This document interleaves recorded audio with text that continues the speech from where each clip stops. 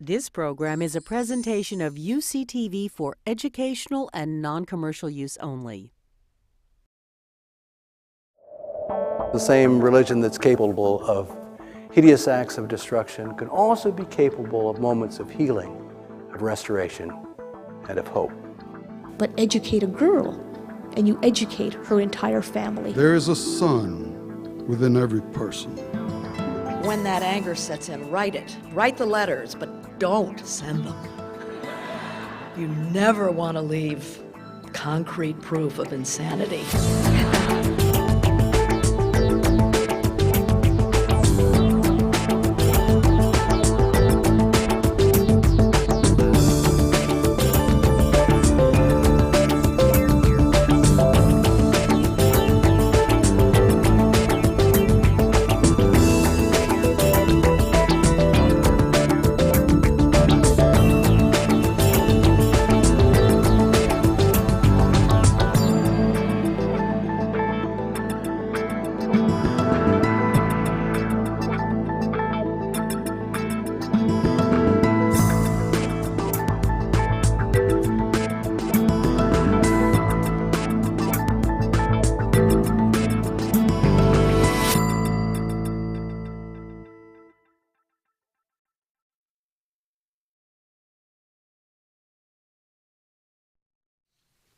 Much has been written about the interaction of the pursuit of peace and the pursuit of justice on the international scene, and much of it, I think is fair to say, champions accountability and assumes that justice is or should be an instrument of peace. If there is a debate in the literature, it's now cast as a debate between, at the extremes, the so-called justice fundamentalists, who are said to make all sorts of unsubstantiated assumptions about the deterrent effect of prosecutions and the contribution that justice makes to national reconciliation on one side. And then at the other extreme, those who are caricatured as realpolitik apparatchiks who work only for the deal and belittle the pursuit of anything good or moral. In reality, frankly, I think there is a consensus in the moderate discourse that both peace and justice are highly desirable. On a case-by-case basis, however, there's considerably less consensus about how to accommodate both, and there's no general framework for resolving the tensions, if any, between the two. So what I would like to do with you is to explore two different models of the interlinkage between the pursuit of peace and the pursuit of justice. One I will call the sequencing model, and the second one I'll call the parallel tracks model. Now let me turn first to the sequencing model. This could also be called the justice as a tool of peace model. In a nutshell, this model accepts the desirability of both peace and justice in principle, but it sees the two as separate. It assumes that there's a link between the two, and that this link is through a political process.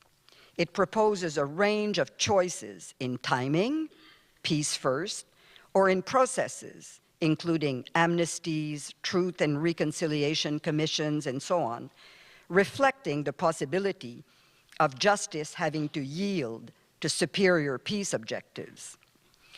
I think it's fair to say that this is the model on which we're currently operating, although of course it's not articulated as such. Implicitly, the current model, in my view, favors peace over justice. Put another way, it would never accept that war be the price of justice, but it concedes that injustice, or lack of justice, for those who think that there's a difference between the two, may have to be the price of peace. This model positions itself very much at the outset of peace and justice initiatives. Typically, it outlines possible strategies for peace negotiators who will wish to have a panoply of options to induce the parties to come to a peace agreement. So from that point of view, the threat of criminal sanction is a useful tool as long as that threat can also be suspended or withdrawn altogether. Justice is thus viewed as a tool of peace, not in the sense that there can be no real peace without justice, but in the sense that in some cases, prosecuting war criminals may be conducive to peace, and in other cases, not. This model obviously assumes that the untimely pursuit of justice can be an impediment to peace. War criminals would be unlikely to sign peace agreements that would include their own prosecutions. The prosecution process could inflame public opinion in support of war criminals and therefore lead to retaliation, say, against peacekeepers. The cost of prosecution could divert resources from other initiatives essential to the peace-building process, and so on. So under this model, even though in principle both peace and justice are accepted as desirable social goals, justice can be made subservient to peace, but not vice versa, as justice is desirable only if it fosters peace, the determination of which, under this model, is case-specific. The sequencing model, therefore, puts justice in the toolbox of peace negotiators. At the time that peace talks are underway, the criminal process is sometimes a distant option or maybe already far advanced. When the prospect of criminal accountability is remote, the task of the peace negotiators is obviously easier without the criminal process losing all its relevance. But at the other extreme, when the international criminal process is far advanced, the clash between the interest of peace and the interest of justice become more acute. The actual indictment of political or military leaders such as Charles Taylor in Liberia, President Bashir of Sudan, or Joseph Kony of the Lord Resistance Army, even if they're welcome on moral or even on legal grounds, these initiatives are rarely applauded by potential peacemakers as useful in the pursuit of their objectives. Unless, of course, they can control the fate of the indictment. The provision in the Statute of the International Criminal Court, which creates a link between the Security Council and the court, reflects perfectly this model. It permits the Security Council to refer a case to the ICC, which was actually the case in the Darfur case, which one has to assume is premised on the assumption that justice will be instrumental to peace, and it also permits the Security Council to request a deferral of ongoing investigations or prosecutions, presumably on the converse assumption that the unfolding of justice process is adverse to peace interests. I think it may be useful to unpack the first assumption. What does it mean when the Security Council initiates, quote, a justice process, as it did in creating the tribunals for Yugoslavia and for Rwanda, and as it did in referring the Darfur case to the ICC? International criminal justice addresses war crimes, not war itself. The threat of prosecution may deter further perpetration of war crimes, but not the continued pursuit of war. The distinction is easily blurred when, as in my view in the case of Darfur, the military operations are so disproportionately targeted at civilians that there are, in a sense, more war crimes than there is war itself, that is, traditional engagements between combatants. But the distinction is otherwise useful. Waging war is not a crime. When a peace process is initiated and the cessation of war is at stake, the commission of war crimes is subsumed under the larger objective. If war ends, so will war crimes. So the efficacy of the threat of prosecution to prevent war crimes ceases to have much relevance and, in fact, becomes a real nuisance when it appears to stand in the way of the cessation of war altogether. Accordingly, the criminal justice process for war crimes will very rarely be a priority for peace negotiators. At most, they may agree to explicitly provide that no amnesties for war crimes, crimes against humanity, and genocide can be provided in a deal that is sponsored by the international community. If the justice process has already been launched, as in the case of the Lord Resistance Army in Uganda, peace negotiators typically search for a wide range of options to trade it away. Interestingly, in the case of the LRA negotiations, no one advocated, at least publicly, that there should be no accountability whatsoever, nor that this, not that this would necessarily be an unpopular opinion, even in northern Uganda itself. But the legal reality is that Joseph Kony and others are already indicted by the ICC, and as a result of that, there are fewer tools in the peace toolbox.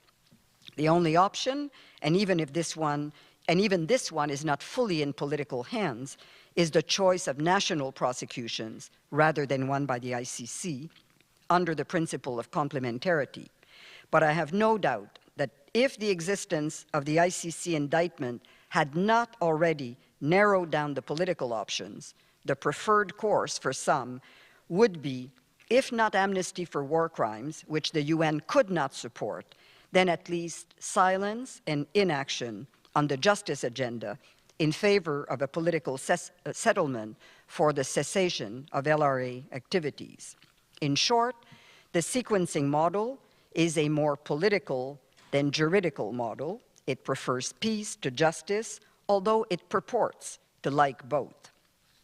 So let me turn briefly to what I will call the parallel tracks model. In a nutshell, this model asserts that peace and justice are inseparable.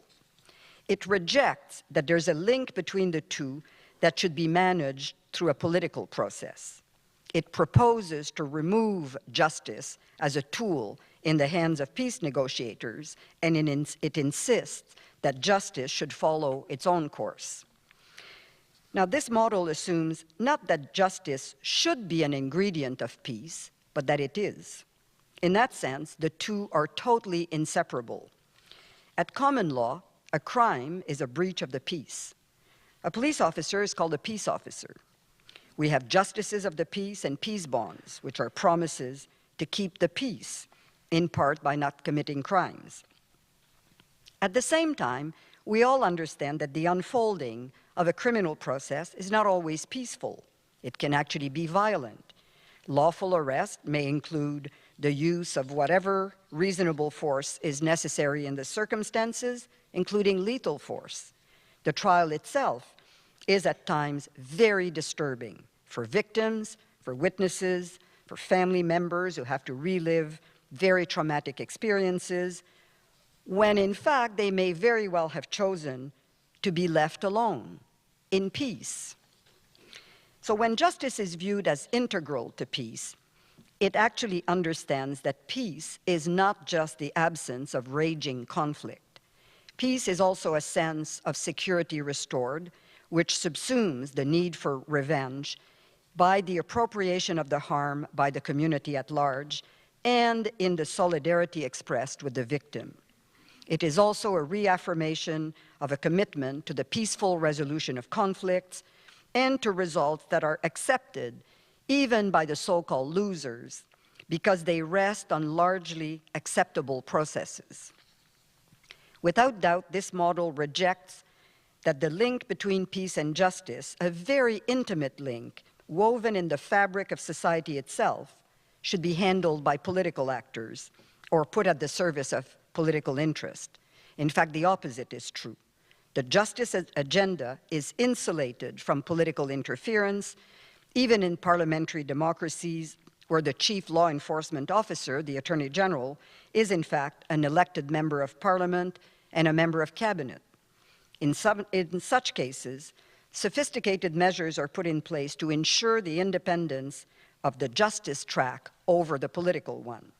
Not because politics are bad and judicial processes are good, but because of the fundamental requirements of the rule of law, including the constitutional imperatives of separation of power and the ideals of equality under and before the law. In fact, one of the greatest challenges for the implementation of international criminal justice is precisely the absence of a similar international governance structure in which courts occupy their proper place alongside a real executive and legislative branch. And yet, adapted to its international context, justice can and should still strive to maintain the sine qua non of its integrity while adapting to the governance structure in which it's required to fit. The parallel track model therefore proposes to remove justice as a tool in the hands of peacemakers and insists that justice should just follow its own course. Under this model, the decisions to issue, to stay, or to withdraw an indictment are not matters over which politicians and diplomats are expected to exert any influence. These decisions are simply part of the reality within which the negotiations have to be conducted, including the suitability of indicted war criminals formally acting as peace negotiators.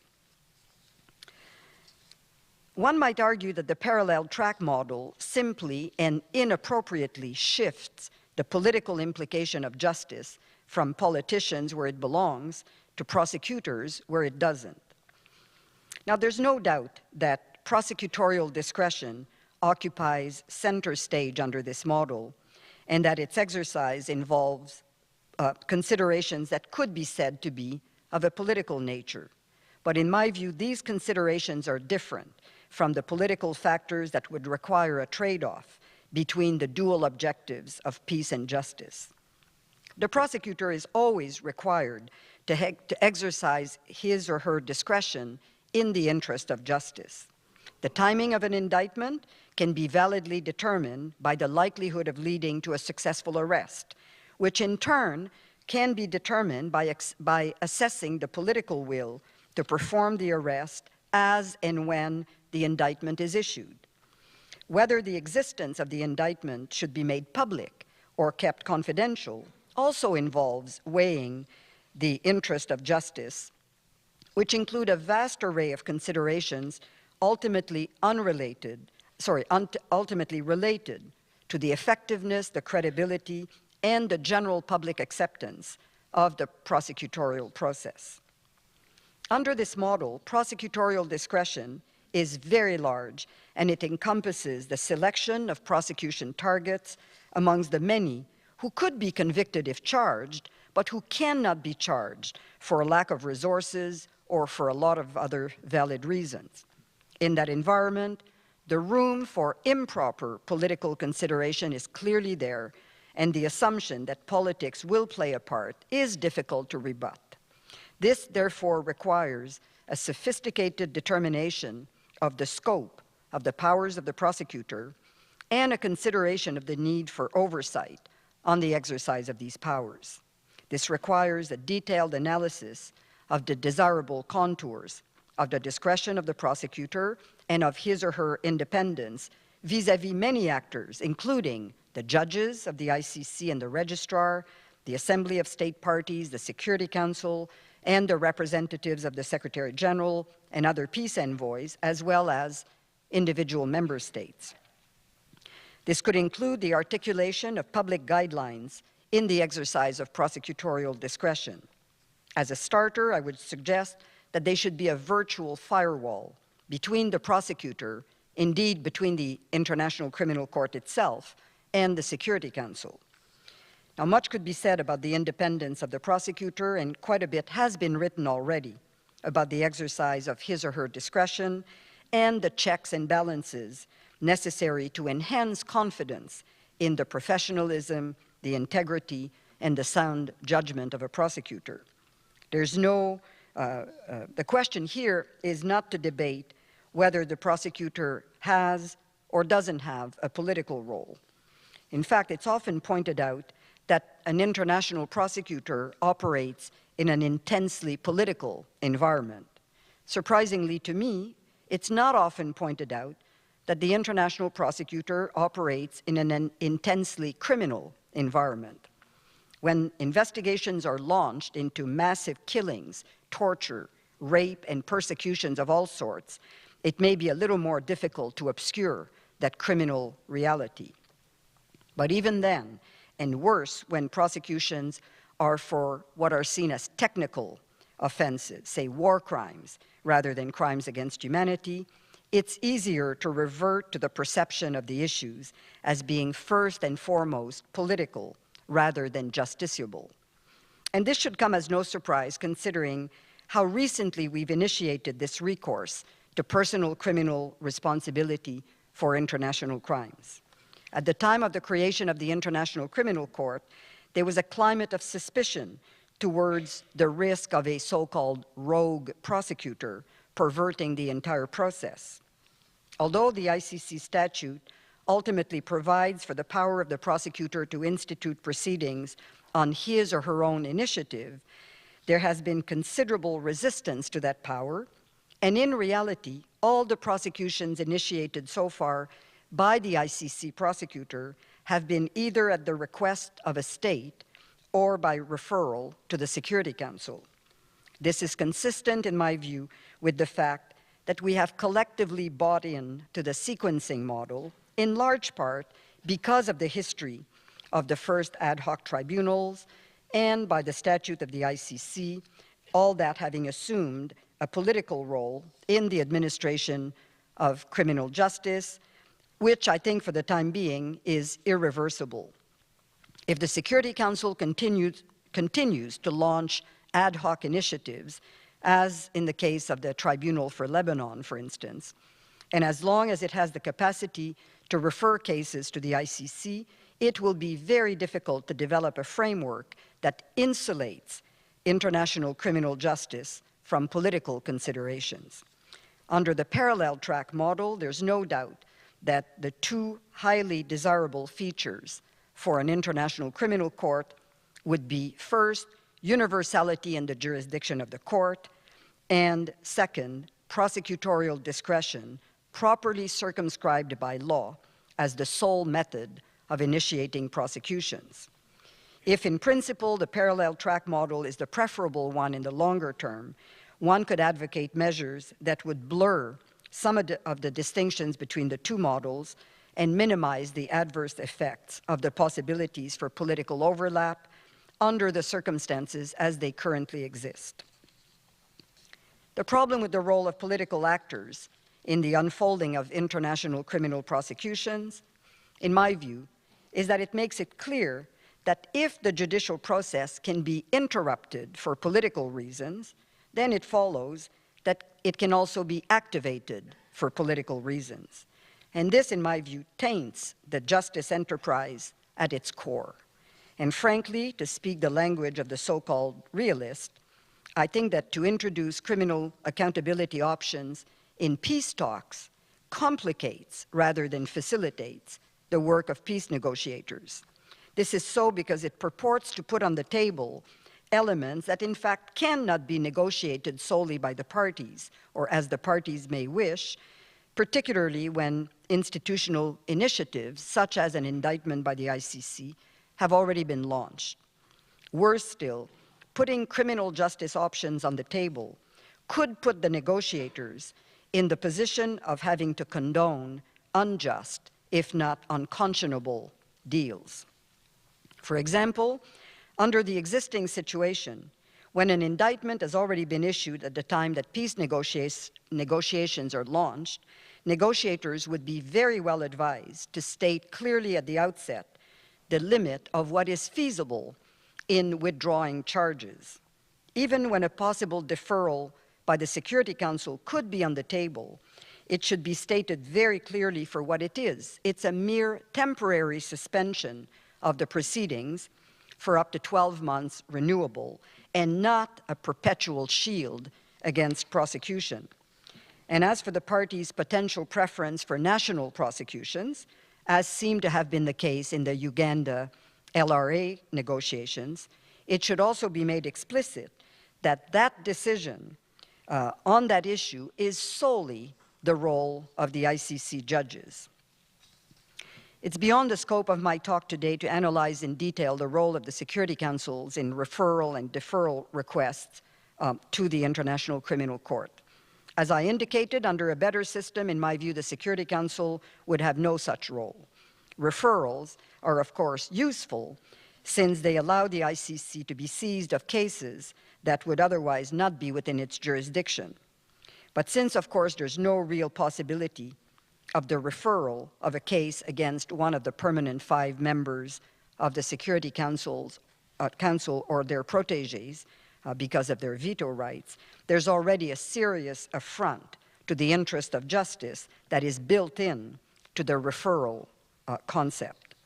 As for deferrals, in my opinion, it's very difficult to imagine a circumstance where it would be appropriate for the Security Council to request the deferral of a mere investigation.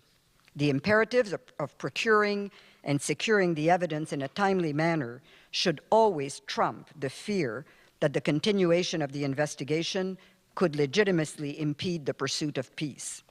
If anything, this proceeds on a presumption of guilt that those seeking the deferral should want to avoid.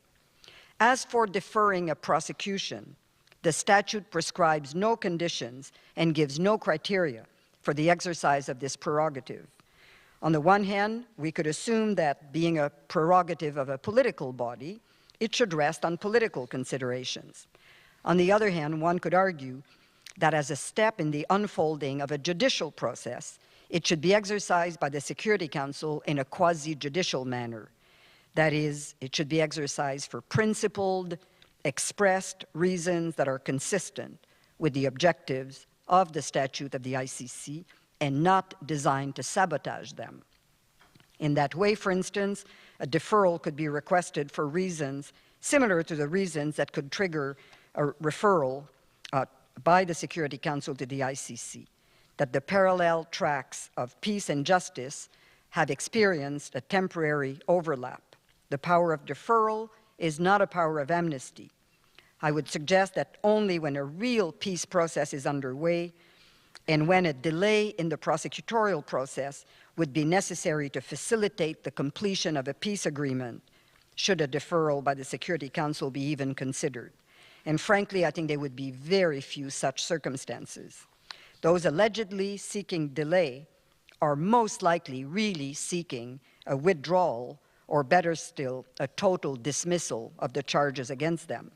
And this is not open to the Security Council to grant, nor, frankly, is it open to the prosecutor at his or her sole initiative.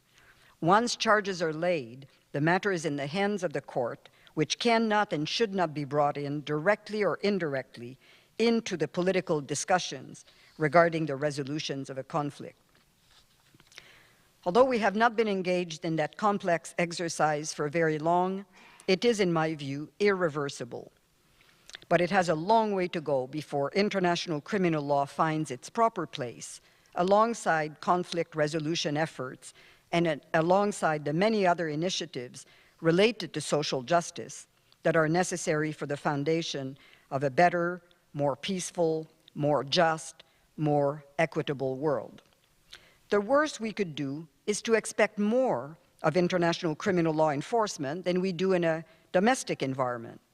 Or actually, maybe the worst we could do is to expect less, to expect that it has to be politicized, that it cannot be as good, that it has to compromise.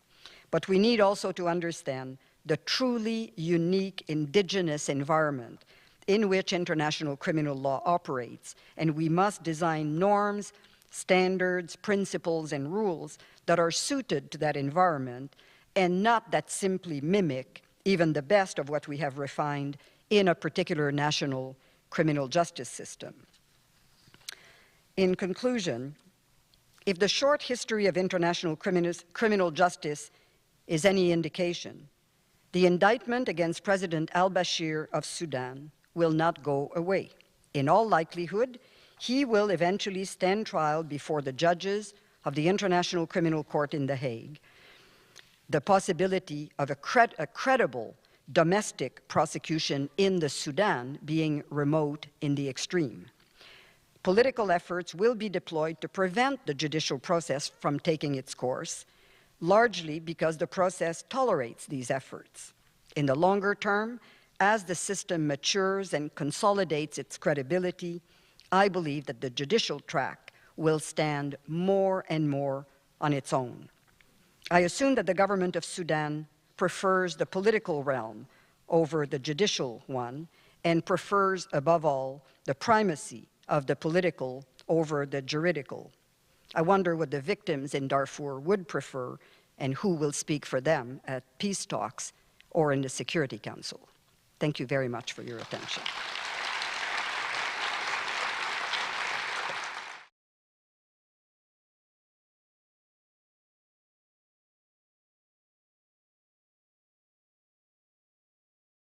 Could you clarify, in comparison to the other gross violations, what are crimes against humanity in international criminal law, and have there been any cases targeting specifically certain kinds of crimes against humanity? Yeah, well, crimes against humanity have their origin in the Nuremberg Charter and the Nuremberg trials, and they basically look at very severe offenses against the person. So murder, rape, torture, deportation, persecutions of all sorts, but that are committed either on a systematic or as a large-scale enterprise. So a handful of assassinations may not qualify as a crime against humanity, but large-scale or systematic attacks on civilian populations would. And then we have war crimes that often overlap with crimes against humanity. We haven't been in this business long enough to have a rich, broad jurisprudential base upon which we could draw examples and draw the contours of, what is large-scale enough, what is widespread enough. And I can assure you that in ICTY and ICTR, when we sat together, experienced domestic prosecutors, because there were no pre-existing international criminal prosecutors, we had to exercise some judgment as to what the court would be likely to find to be sufficiently widespread or systematic enterprises to elevate a conduct from, in some cases, I hate to say a mere war crimes, they're not mere, but a war crime, to the scale of a crime against humanity. I should also add that there is, I think, a misconception in the public that genocide is altogether of another order of magnitude. And I think it's very difficult and dangerous, maybe, to make that kind of distinction, that if a large-scale slaughter of civilian is not conducted with the genocidal intent, which is an intent essentially to exterminate a group of people on the basis of their race, ethnicity, religion, and so on, that if it hasn't been elevated by that perverse intent, it's not very serious. Well, crimes against humanity are very serious offenses, and the distinction between, and the courts have already found in some cases, that they could not be totally satisfied that the intent fit the definition of genocidal intent in the Genocide Convention, but otherwise clearly constituted the massive killing, rape, torture, persecution, and so on, that amounts to a crime against humanity. So I think it's important not to, in a sense, almost romanticize or exaggerate the evil content of genocide, not because it doesn't deserve to be denounced as maybe the ultimate crime, but because it may serve to unduly diminish the atrocious significance of these other international crimes that in some cases are barely distinguishable from acts of genocide. I imagine I speak for many of the people in this audience in agreeing with you that it's high time that al-Bashir was brought to trial for his crimes against people of Darfur. But this has led not only to political pushback against this among African countries, but the expulsion of humanitarian organizations and probably increased violence against the people of Darfur. I wonder if you could comment in somewhat more detail on this in light of the criteria you set forth for the adequate exercise of the parallel track model, the timing of the prosecution, going public with it, the likelihood of actually getting an arrest and so forth. Do you think this is an effective use of the parallel track? Well, first, let me say that there's a few preliminary remarks about the reaction of President al-Bashir to the indictment. First, I think the first thing we need to constantly point out is that in his apparent desire to retaliate against the international community, he actually retaliated against the most vulnerable of his own people, of the people under which he has at law a duty, a responsibility to protect. This, I think, in and of itself, complements largely the allegations that are made against him in the indictment, and I think we should be very explicit about that. The second thing is, When we look at the expulsion of the international NGOs from Darfur as the, I'll put it, the price of the indictment, I think we should always be conscious that we never measure the price of inaction. A lot happened while we were not indicting him in the 3 or 4 years in which this indictment had not been forthcoming, and I'm not blaming anybody for that, but we weren't counting every day the cost of not calling him to account. So we tend again to exaggerate the consequences of action because we never measure the cost of inaction. Now, when I say it's not political considerations that should determine whether the criminal process should be activated. In the case of Darfur, the criminal process was activated by a political decision. It's the Security Council that referred the Darfur case to the ICC. Why?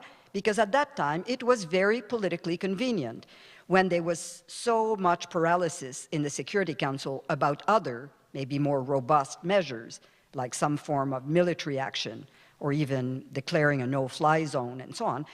This seemed like a pretty innocuous initiative. Looks good, everybody likes it, it looks like you're doing something.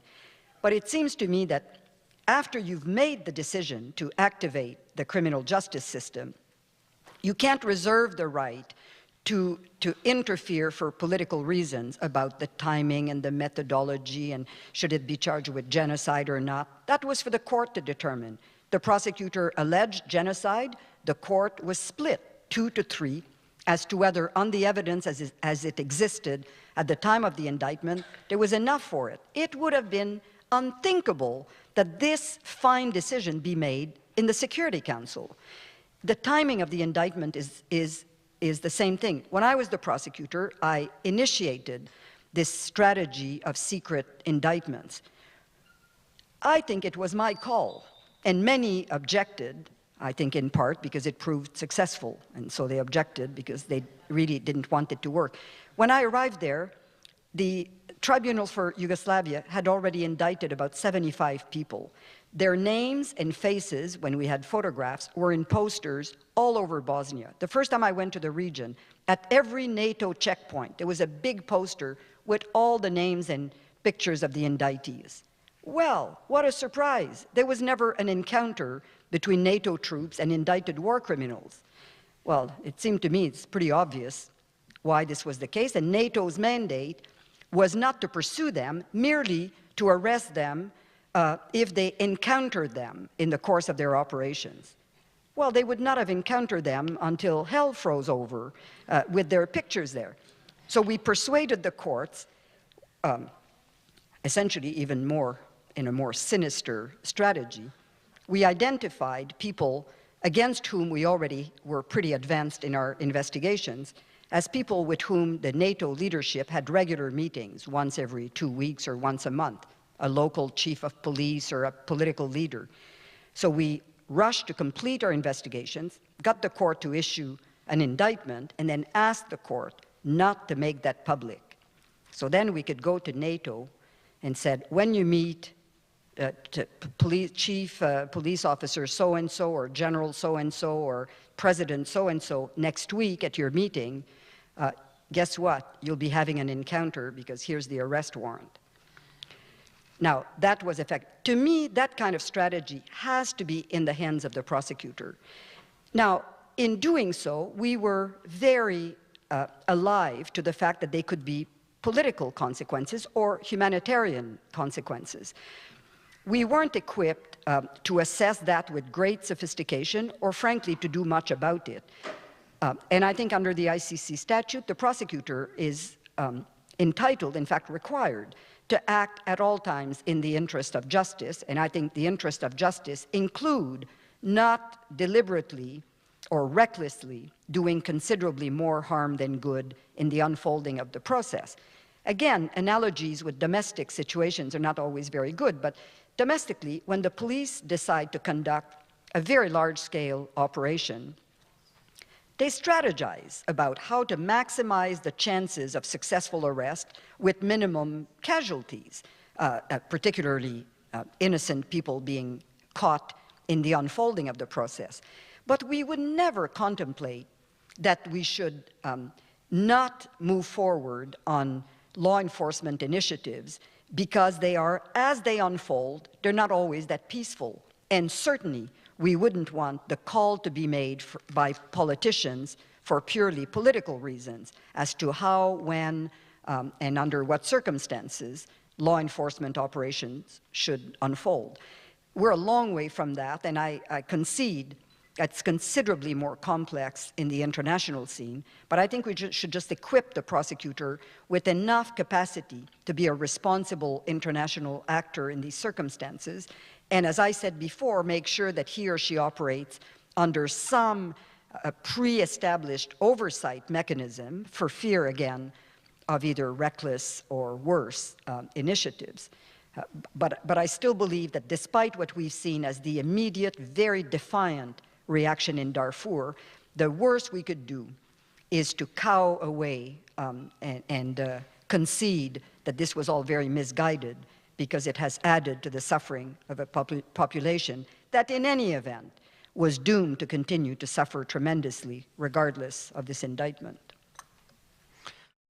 Going back to the 1980s, Reagan was waging an illegal war against the people of Central America, and the Nicaraguan government brought a case to the ICC, and they had, I believe, 20 counts, and the ICC found Reagan guilty of 19 out of the 20 counts, including waging a war of aggression.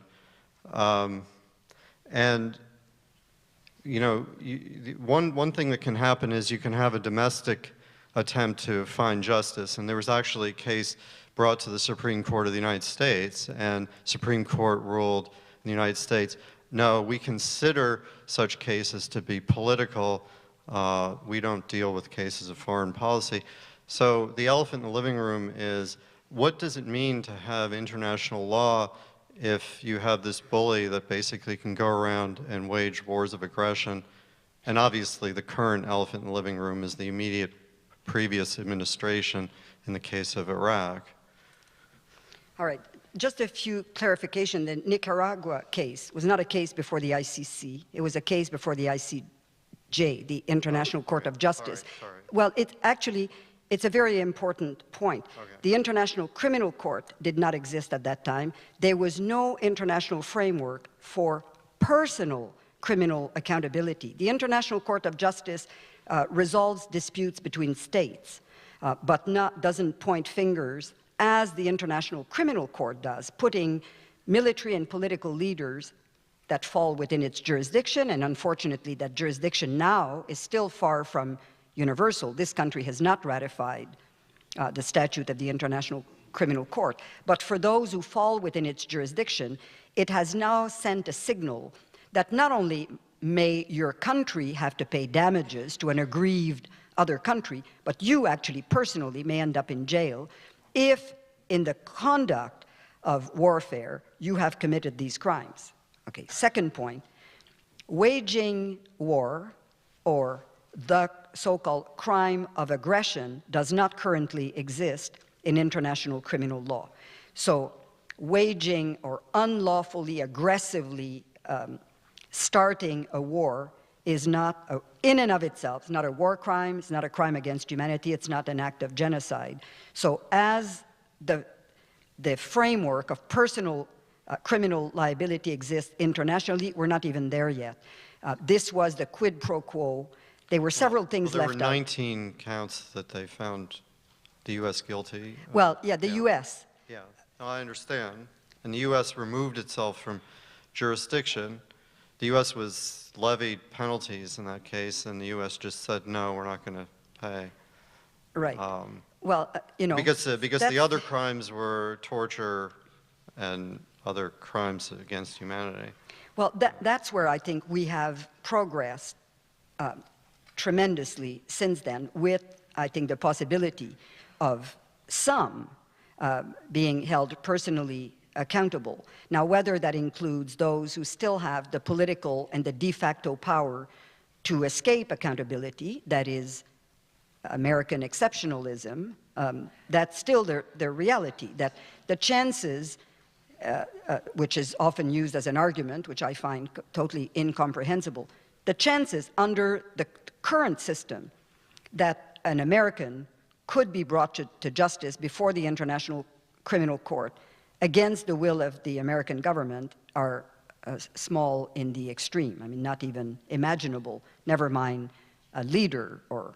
So that is the reality. What does it mean to have a system of international justice? Why, if I were Bashir, why would I feel like I'm subject to this? That's right. Yeah. Well, let me put it to you, echoing exactly your concerns. When I was the prosecutor for ICTY, every time I went to Belgrade, I was told by all my interlocutors in the government, in the media, frankly, even in not NGO communities, but social, civil society generally, the question that was put to me every time was, why us? What got into you to pick on us? Where were you when Idi Amin was killing and raping his own people, and Duvalier in Haiti, and the killing fields in Cambodia? Where were you all that time? Why did you wake up one day and decided to pick on us?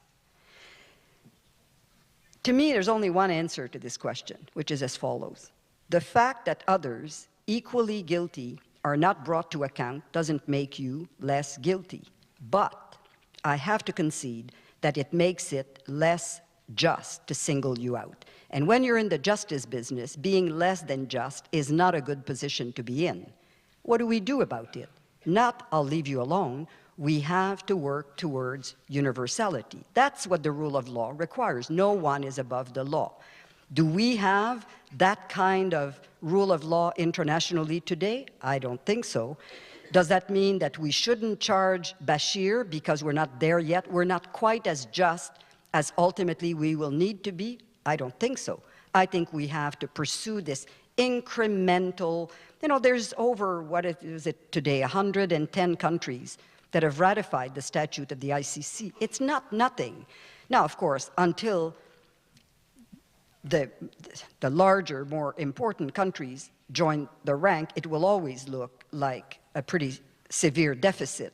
But it doesn't mean we should wait until everybody's ready to go, in which case, I think we're going to create a momentum. Criminal law, people think it's about coercion. Criminal law is about compliance. That's the way it works. People buy in to the idea that that's how we're going to resolve our disputes. This is how we're going to come together as a community, reaffirm our values, re-express ourselves.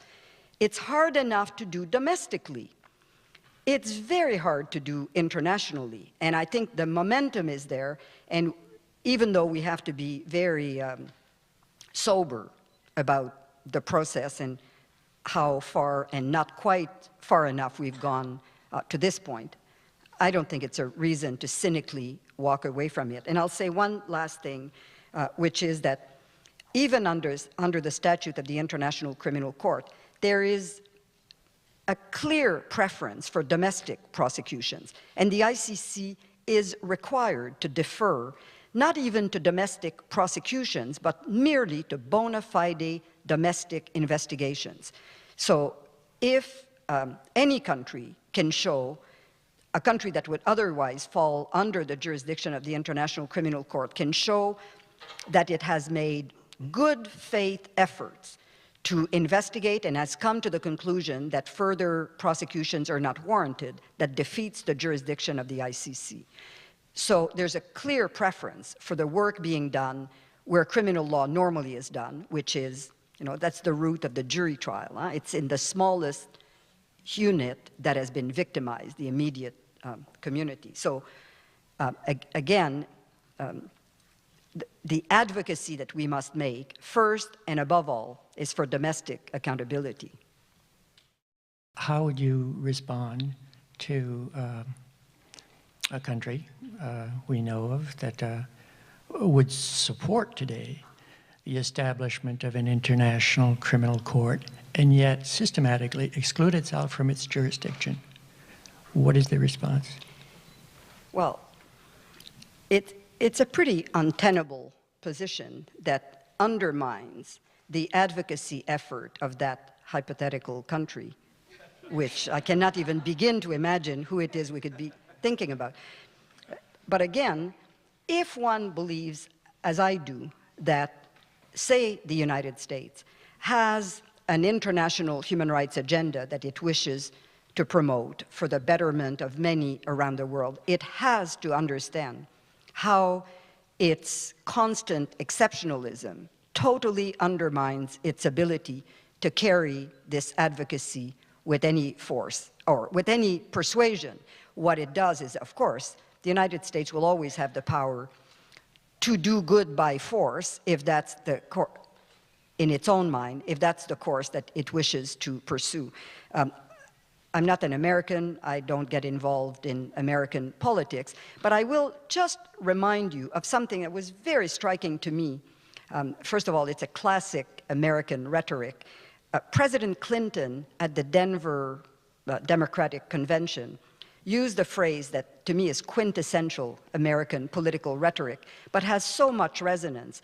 He said, America will be more successful and have more influence, not by the example of its power, but by the power of its example. And I think in the environment in which I've worked for the last 4 years, it could not be said better that the power of example could go a considerably longer way than the example of power, which is by definition unilateral, self-interested, or perceived that way, and grounded in lack of reciprocity and grounded in exceptionalism. So I think it's critical to advocate that, if we believe that successful international justice can only be achieved to be truly just if it's universal, I think the case for the American signing and joining the ranks of the membership in the International Criminal Court would be probably the most significant gesture to move this initiative forward. I wanted to ask you if you could comment on the prosecutorial style of your successor, Carla Del Ponte, and would maybe that kind of dependence on national governments to kind of bring those criminals to justice, could that be resolved by maybe having some sort of a force or a corps of international prosecutor that he would have, or that she would have at her own disposal, that she would be able to deploy, and that would give some gravity to that institution, I think. Well, I could not and certainly would not dream of commenting on the performance of either my predecessors, my successors. It's hard enough to do that job when you're in it. I think armchair observers are not particularly helpful, so I won't say anything. The fact that there's been, I think in recent years, more of a push towards domestic prosecutions is probably based on several factors. The first one is, as I mentioned before, the tribunal, the International Criminal Tribunal for the former Yugoslavia, was created by the Security Council, is underwritten by the United Nations. There have been several observations about the cost, the pace of the enterprise. So the Security Council started dictating termination or exit strategies. When you've already investigated and you realize the magnitude of the responsibility that could not possibly be accounted for in an international forum, the natural step is to try to push that back into domestic courts. Second, it coincided with all the talks around the ICC that largely favored domestic prosecutions over international ones. And if you look in contrast with what happened in Rwanda, where the government set out this gacaca system of national prosecutions and is now, I think, crumbling under the sheer numbers of accusations that have been made for what one might call low-level perpetrators, not the great architects of the genocide, but literally the hundreds of thousands of people that it took to exterminate over 800,000 people in 100 days. This is a real dilemma. And frankly, I haven't followed sufficiently closely whether this kind of pushback of the cases into Bosnia and Croatia and Serbia has been a successful enterprise or a very problematic one. But I think this is one of the issues that we have to ask ourselves. After the leadership has been made accountable, is there a time where the process has kind of exhausted itself, or is it critical to keep in place a kind of lower key but long-term and very far-ranging accountability process? It's not unlike some of the debate that is taking place in this country now about who, if any, should be held accountable, assuming, and I'll say that as a footnote, assuming that prosecutions or criminal accountability is required. In my view, if anything, it is somewhat premature to have a debate as to whether there should be broad amnesties or full-range prosecution. What is severely lacking is public information about what actually happened. We have lived in the Western world, certainly in America, but in Europe, in Canada, under a veil of secrecy unprecedented, certainly in my adult life, about what our governments have been doing on our behalf in the name of national security. We've tolerated an unprecedented veil of secrecy. So until we have a better understanding of not just what was done, but how systemic was it, how many professionals in the health sector, in the legal profession were co-opted in support of, what was it? A deliberate, vast enterprise to pervert the law, or just a few very misguided decisions made when judgments were blurred by the magnitude of the events? We don't know any of that. And I think as informed public opinion, to tell our governments what we expect of them, the first thing we need is some clarity on what happened. And I think the same is true for after conflict. What kind of mechanisms of peace, justice, reconciliation have to be put in place? Above all, it requires clarity and knowledge.